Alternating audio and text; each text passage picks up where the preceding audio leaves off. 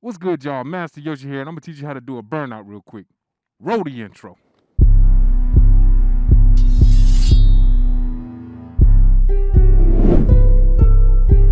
All right, y'all. First thing you want to do, in my opinion, is go ahead and throw your bike in neutral. Turn that bad mama jamma on. Grab you some front brake, and see what it's like getting your RPMs up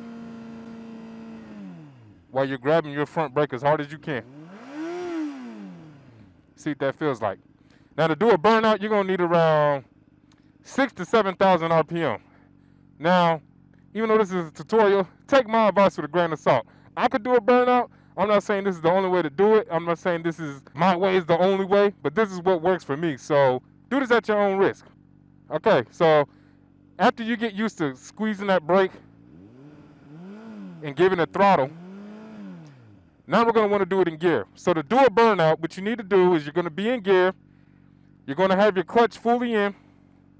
But you also need to be familiar with where your friction zone is. Be familiar with that, because we're going to want to hover right around there when we want to break traction. So if you don't know where your friction zone is, here's how you find it. Just find where the bike starts moving. You can actually feel it in your clutch handle, and you can hear it as well.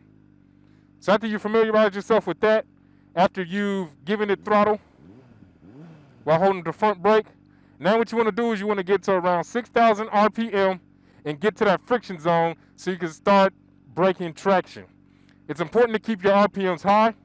This is what happens when you don't keep your RPMs high and you try to do a burnout. Around 4,000, trying to brake, and you see how it dies? That's not enough power to get it to brake. So get it up to around 7, and then get to that friction zone.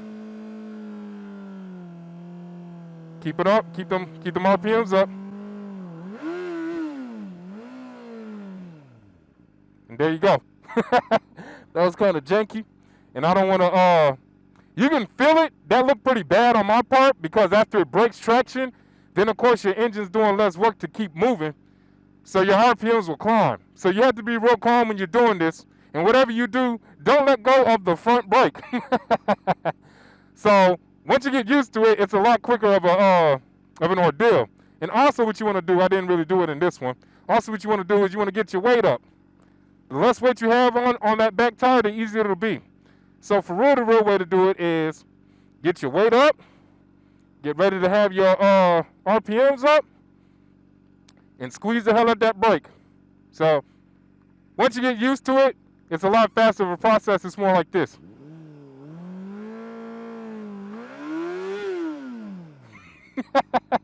And that's why you don't want to let go of your front brake. But I'd rather do them, and I'm not going to do no long burnout because I got them Q3s on, and them tires ain't cheap. But other than that, yeah, man, that's how you do a burnout. Peace.